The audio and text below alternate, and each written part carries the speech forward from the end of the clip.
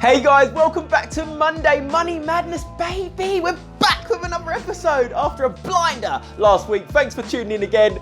So just a quick recap before we jump into this week's events on MMM. God, look at that, it's lit. It's lit.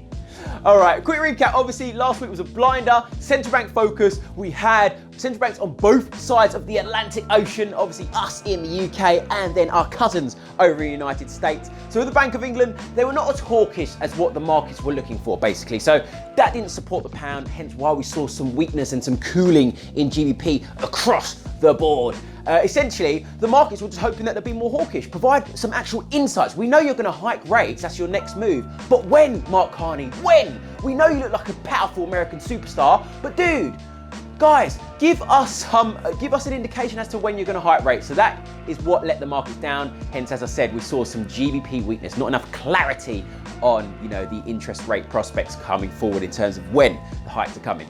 Now, that aside, in terms of our cousins over in the United States, now the FOMC, they surprisingly were not as dovish as we were looking for. Remember, obviously, in last week's MMM, I mentioned how there were concerns about inflation, so prices falling across the board. Remember, whoa! Too low, and essentially how do we take action in terms of trying to bring up those inflationary levels that are falling, the price that are falling? We look at cutting rates, that's right, cutting interest rates to try and stimulate those prices and bringing them up and stimulate spending. But they just said that low inflation is just transitory. So essentially, they're just saying it's due to temporary measures. It's not going to last long. It's just something similar that the former chair, Janet Yellen, used to say as well, just being transitory. So that's why we actually saw dollar actually pretty much well supported at the back end of last week. Well, on Wednesday and Thursday, supported by that less dovish than anticipated FOMC tone. So look, anyway, let's jump straight into this week, baby. There's a few things to talk about. I'm going to talk about Trump, Donald Duck, as I used to say. We're going to talk about him stirring up the markets, and also we've got central banks, this time from down under. Hey, our friends over in Australia, and also their cousins, New Zealand, the Rbnz. So the Rbnz and the RBA rate decisions this week. So let's jump straight into this one, baby. Oh, Trump. Trump's been at it again, shifting the markets as we've seen at the open on Sunday. So essentially, Trump versus China. I'm not even saying United States of America, it's just Trump with his big blonde hair and his pearly lips, yeah. So anyway, these two are going at it again. Remember, at the back end of last year, there was heightened concerns in the market, okay? We're seeing flights into safe haven because everyone was worried about these tariffs that Trump was slapping on China because he isn't happy with the amount of business that they do, how much of a deficit basically that there is, excuse me, let me make that clear. So the US imports a lot more than they do export business with China. So they're not happy with that trade deficit. They're importing so much more than they're exporting in terms of the business with China. So that's why Trump was looking at pursuing those tariffs. It spooked the market. We saw flights into safe haven. Gold was really benefiting. Look, this was really when the concerns were getting heightened. So gold was rallying to the upside, rallying, peaking up here in February, up within that mid-13 region, 1350 roughly speaking. And then we actually started cooling because, if you remember rightly, in February they were making good progression. That China was saying, oh yeah, we'll buy more from agricultural goods and X, Y, and Z from the United States. They were just trying to keep Trump happy. It seemed like they were making good progress. But now Trump's had enough.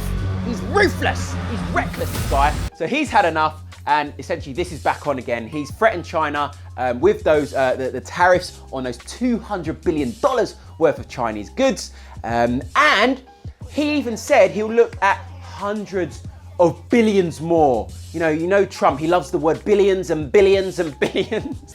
Billions and billions and billions. So anyway, he's looking at hundreds of billions more if they don't agree a deal with the United States this week. This week is the deadline. So that's sort of sparked the markets. If you look, JPY strength across the board. Remember, it's a safe haven. If you look, it's outperforming likes of, just pull it up, GJ, Aussie yen, Euro yen, you can see it across the board. And then gold is actually bid as well at this morning at the open. So yeah, Trump and China back on, keep an eye on that theme because that will likely continue to move the markets, particularly as this deadline is this week. So enough of Trump, get off my screen. Let's look at the RBA. So, the Reserve Bank of Australia, the RBA, as I said, our friends from down under, Yeah, down under. That's an awful attempt, I know. Sorry, guys. So we do have the RBA Reserve, the RBA rate decision this week, their monetary policy decision. Now, general expectations is for them to cut rates by 25 basis points. Look, there's the governor, Governor Philip Lowe. Yes. So they're due to set rates and markets are anticipating them to cut. Why? Because a couple of key things for me that really stands out is Australia as a whole has been quite fragile as an economy, okay? Now remember, a central bank, a respective central bank looks at inflation, so the rate at which obviously prices of goods and services are rising. Now with Australia, they're falling. They're getting a bit too low now, like really worryingly low as we've seen in their latest CPI reading. And now I'm gonna come on to that. Let me just show you why the chart's up at the moment. We've been flirting around this area is huge, it's 7000, it's so huge. Minus this little flash crash wick here, the price hasn't been below for about 3 years. So this is something that we've been keeping an eye on. This is the daily, but we've eyeing a breakout and retest at the moment on the 4 hour for some further downside heading into the RBA, and hopefully we can see the price coming on some heavy selling pressure upon the RBA, a dovish bit of action. So they will look to potentially cut rates to try and stimulate inflationary levels again. And also in Australia, household debt is incredibly high, guys. You know, they have one of the highest household debts in the world at the moment. Seriously, that's real talk. They do. And why would we cut rates to try and sort that out? Because if you think about it, if we cut rates, yeah, it will benefit the average household, because you know you're bringing down rates for people's outstanding loans, you know, their credit card rates. You know, this is the benchmark that central bank sets, and then that will follow across the financial industry to lower rates and hopefully make things a little bit more affordable for the average person, so they eventually have more money in their pockets to go out shopping, baby. So yeah, keep an eye on that. Looking for some pressure there. As I say, with specifics around the RBA, we're all over that via the freaknetwork.io. So do not hesitate to become a member, guys. We look at all the technicals and look at how to capitalize from all this fundamental noise, essentially, and we love it, baby. So that's the RBA. Let's take a look at the Rbnz. So the Rbnz, the Reserve Bank of New Zealand. New Zealand, Australia's cousins. I love those guys. They're lit. All right, so we do have their respective central bank decision on Wednesday. What is anticipated? Well, the general expectation, the general consensus across the market is for them to actually remain unchanged. But for me, I believe that they could look at cutting rates this time round.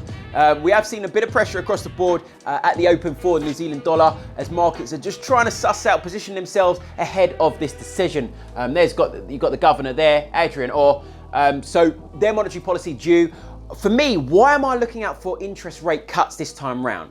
As I've said before with the RBA, everyone has a mandate for inflation, but these guys also have a mandate for employment. Now, employment's been softening over the last quarter or so, which isn't good, and inflation has been falling. If we just take a look at the daily chart here, obviously there's a lot of demand, as you can see, at this 6600 area, that providing support there, start of the year. And then acting as a bit of supply there. This is a big zone anyway, this 6600 region, and the prices are supported there for the time being. But if they do look at cutting rates, or if they are very, very dovish, indicating an imminent rate cut, then we could see that breakthrough and some further downside. In terms of all of the developments around that specifically for the Rbnz, we'll be covering that in detail, technically and fundamentally, pre and post the event as well, so we can capitalize on that, baby. So yeah, that's the Rbnz. So that's pretty much it for this week, guys, in terms of all of the juicy news flow. So that's it from me, KenFX Freak, as part of the Freak Network for Monday Money Madness, baby! Guys, don't forget to check out freaknetwork.io. All of this that we've spoken about, plus much more, everything that's not even scheduled on the economic calendar, we are over fundamentally and technically. We are your confluence, baby. So do not hesitate to check that out and become part of the Freak Network, baby. You gotta be a freak trader. Outside of that, guys, we've received so much demand and we are doing it. We're working away. I know a lot of you've been impatient. Just wait, baby. Rome wasn't built in a day. We're doing that Freak Fundamental course. That'll be ready at the end of this month. So, baby, you know you got to get that. And then also, these bad boys. Oh, the teas. These are dropping tonight. Limited availability, baby. I'm Ken FX Freak, and this is Freak Network Monday Money Madness. Let's get it.